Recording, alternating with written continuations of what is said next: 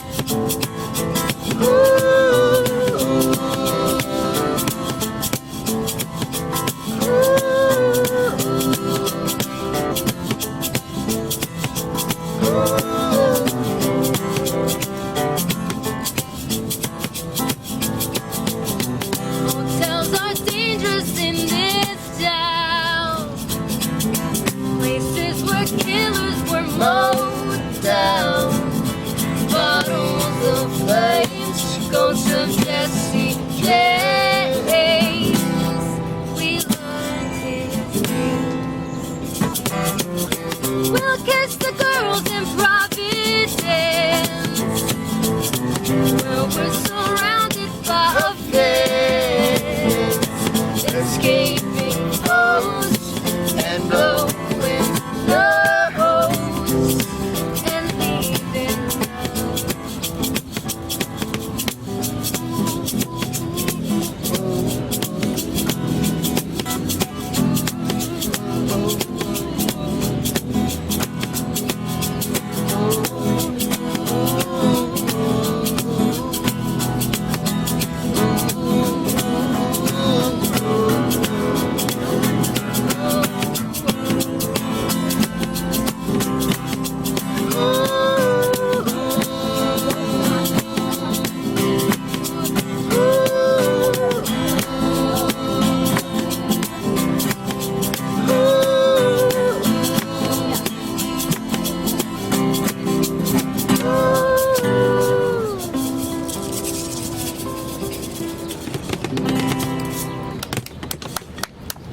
Nice job, guys. That was awesome. Thanks.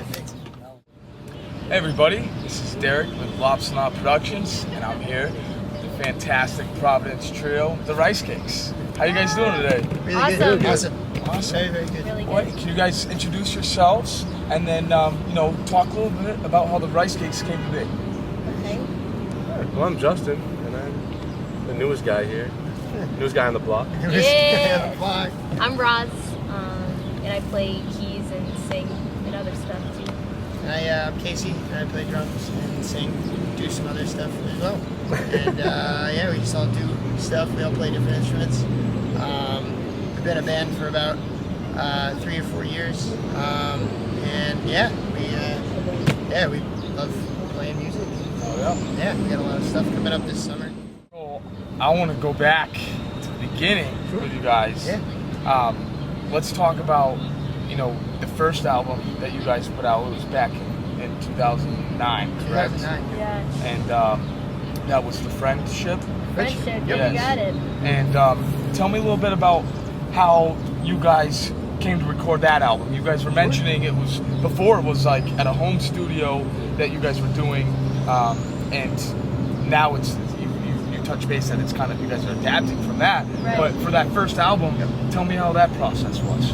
Well, actually, our friend Matt DaCosta, Yeah. who has done various really awesome projects in the past few years, he was a friend of ours who was recording in his house that was in Bonnet Shores, which is like near Narragansett, Rhode Island. Yeah.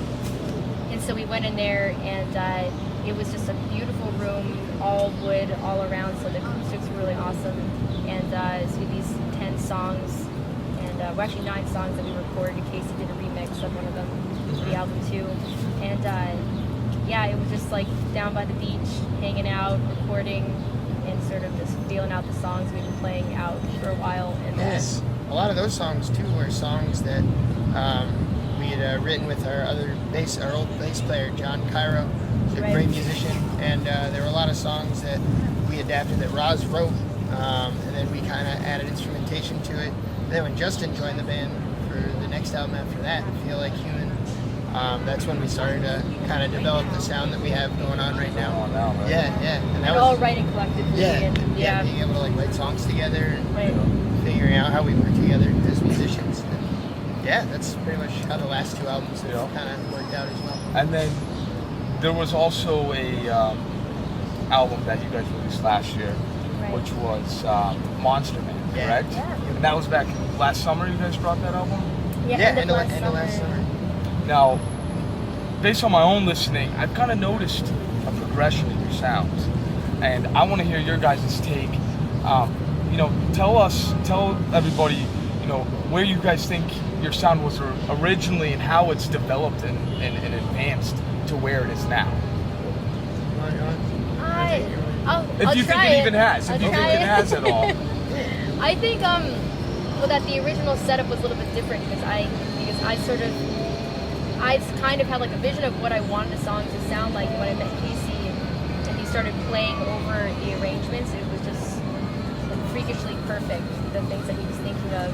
And so I remember thinking then, like, wow, like when we start writing songs, that's gonna be really awesome because like he just sort of had like a similar idea, just aesthetically, I guess, what the music could sound like. And then so I feel like it started kind of with that, and then sort of all of us developing into what we thought the sound should kind of be, but bouncing off each other. And then when Justin came into the band, he has his own style, which freakishly kind of fit well with what we're doing. But I guess we're kind of a weird band in general. We don't really necessarily sound like anything particular.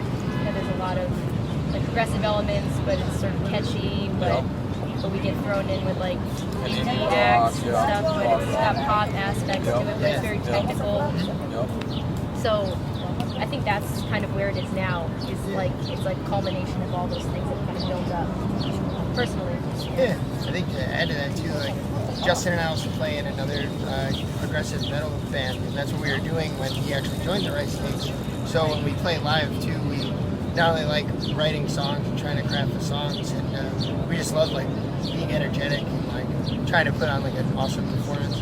And I feel like as the shows have grown and like we do all these tours, that's kind of influenced our sound a lot too. Is like, I don't know, playing all these crazy places like a punk house in like Atlanta, or like a really nice venue in New York. It's That's like, so true. It's so many different things that influence us along the way and change our sound, I think. That's awesome. So you guys can kind of like, you guys have such a kind of a diverse sound that you can be put in those different scenes and still adapt and fit in. Yeah, we definitely try to. It's hard. It's like, we'll play like a coffee house acoustic. And Or how we're going to play today. Yeah, like how we're going to play today. Yeah. We really work hard on trying to adapt the songs to the environment. So. That's great. Notice you guys have some pretty impressive credentials under your belt.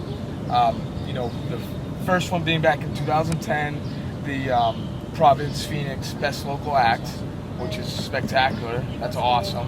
And then to the big one this year, the WBRU's Rock Hunt band winner. Yep. That's awesome. Tell us about that. Tell us about that process and how it came down to you guys being the winners. Well, we thought about entering into that competition. I think we even did once a few years back, like way back when we first started, but we had like a really rough demo. But so we hadn't really thought about it for a long time. You know, it's obviously a really popular station, and so like I just kind of brought it up one day because we're always weird about any kind of battle of the bands because we never win. It's like almost like there's something out to get us. Like we never ever won. It's the only battle of the bands I've ever won. And yeah, it was the only one we've ever won. Which is awesome. Yeah. And so I asked them, I was like, does this sound cool? And we were all like, fuck, I mean, let's do it, man. I mean, what do we have to lose, really? You know, it's just exposure. And that's exactly what it's been. They've been playing our song like 4 to 5 times a day. Oh, that's awesome. And Really it's reaching an audience that we may have never ever reached. I feel like, you know, just people that just throw on BRU in their car. You know, people's moms, aunts, Right. parents. I mean, just it's not all the kids that come to see us all the time in Providence or It's a anywhere whole else on audience tour. to reach, Yeah, you so it's really special for that. I think. Yeah, we really want to work with BRU and just try and use that win to like our full advantage. And I don't know, we're really lucky to get the prizes. We get the recording time, the music video time. That's huge. It's huge. We just did a photo shoot with this guy Tim at TJS Photography. He's great. Awesome guy. Yeah, so it's great. We're really lucky to win that.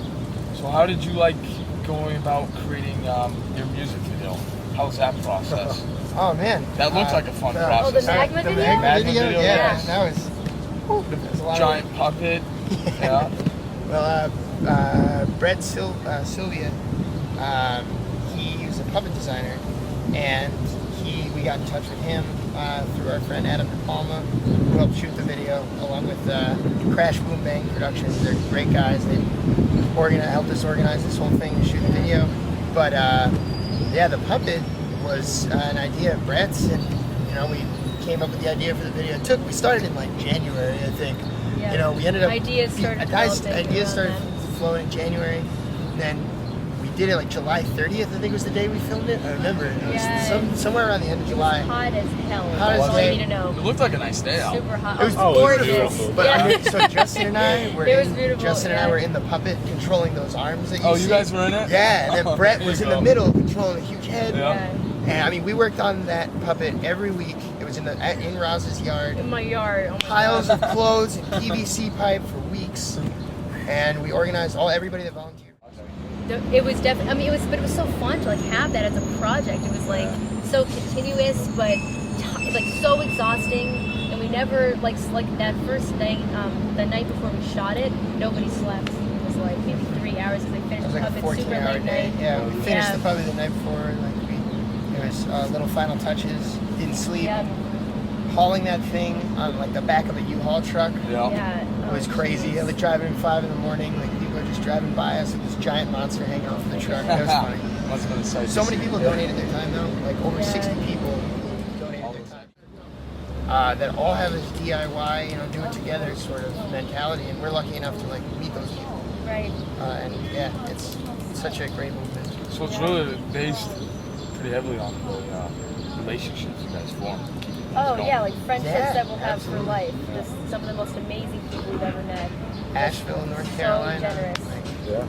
Yeah. Talk about that tour that you guys just went on. How was that? It's a blast. It's a blast, yeah? Yeah. it went by so fast. Yeah. It was a very fast. It was the longest one I think we had gone on. It Yeah, was, and the fastest it was somehow. like 20, yeah. 21, 22 days, like 3 weeks. And we played almost every night. And we started out in New York and went along the eastern coast down to Florida, stopping in all sorts of places. We stopped in New Brunswick, New Jersey, Richie. Richie. So many Yeah. great people. And then we worked our way all the way over to Texas, stopping in New Orleans along the way. Yeah, and every place we went, it was so much support. Even one house we went to in Jacksonville, Florida, the show kind of got messed up. We played for 4 people in their living room, and we just had like a nice time. There you go. Like, Yeah. you know, it was definitely keeping me great. I mean, there's just so many awesome cities where people are doing like things that we're doing, like Yeah. things that Yeah. are just like that I think like I just want to be doing for as long as I can. Right. Putting shows on in houses, you know, making zines, like having like political collectives, like or like bookshops, all these really cool things that people are constantly discussing things and talking about cool stuff. And it's spreading more and more, and it's existed for years, and it's nice to find it in like New Paltz, New York, which I never been to before. This small place that we're recording this weekend. So yeah, it's all cool stuff. All right. Well, how is it for a New England band? What are the trials and tribulations, so to say, that you guys think New England's face that are unique to maybe trying to make it in New York or trying to make it out in California? That's a really good question. Well, I would say what's been nice about Providence, I think, is that there's tons and tons of music happening there, and it's all really rad stuff that's going on for the most part. It's really, really cool people doing some amazing new stuff. But I feel like there's something nice about being from there and sort of developing our following there and meeting people there and sort of spreading our wings, so to speak, there. I don't know, just being a band from New England, I feel like Providence is definitely such a great city. I like meeting bands from New England that have never been to Providence. And they're like, oh, come down, like please, we'll try and put you up, anywhere that we can. Because it is a welcoming music city. You just gotta make your way down there. I feel like the New England scene, the New Englanders naturally, kind of really support New Englanders, and I feel like that's other groups and artists I've talked to. It's like the support's pretty big around here, and then like you said, Roz, once you go to the bigger cities, you kind of get lost into a mess of just so many artists trying to make it, and that's where it gets harder. And I definitely think that's would be something people agree with you guys about being from New England, kind of tight knit community. So let us know, what do you guys got in store for us in the future? You guys talking about going up to New York, recording a new album? Yeah, this weekend, tomorrow. We're gonna go record. We have some new material we've been working on really hard. I saw that. Tell us about the July 20th show. It's at Water Place Park in Providence. I don't know if you've ever been to Waterfire before, but it's sort of like this big Providence event where they light these I don't know what you'd say, like big almost torches. like torches. Floating torches. Exactly. Yeah, and then people go around in gondolas and just light them, and it's such a really nice city event here in Providence. Peaceful and pretty. So we get to play one of right in that park where it starts, where Waterfire starts. Oh wow. Yeah, it's a great park. Really honored to play there. She's like, that's where like the Gravity Games were, the X Games were. Yeah, so many a lot of cool concerts stuff. there. Oh man, it's a huge honor. That's awesome. That's July 20th. July 20th. And in Providence. It's free. It's free. Right. That's awesome. And the recording studio also in New York is Salvation Recording Company. And they've been working with us and also a booking company there, like a DIY booking company called Route 32. We've been sort of playing shows with them and becoming friends with them over this past year or so. And we're really excited to record with them. That's awesome. Really fun.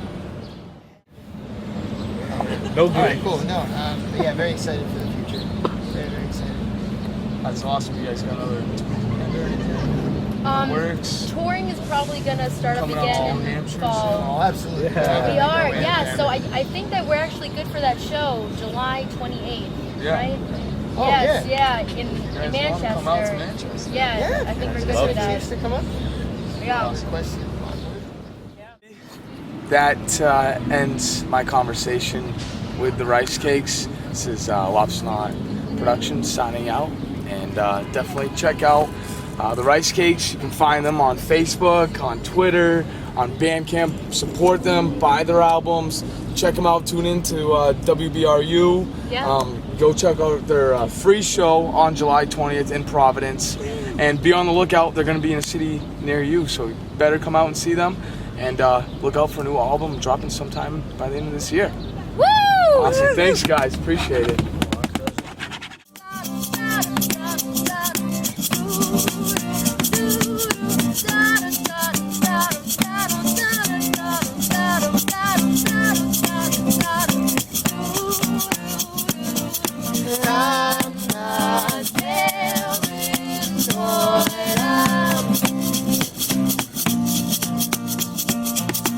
I'm not caring for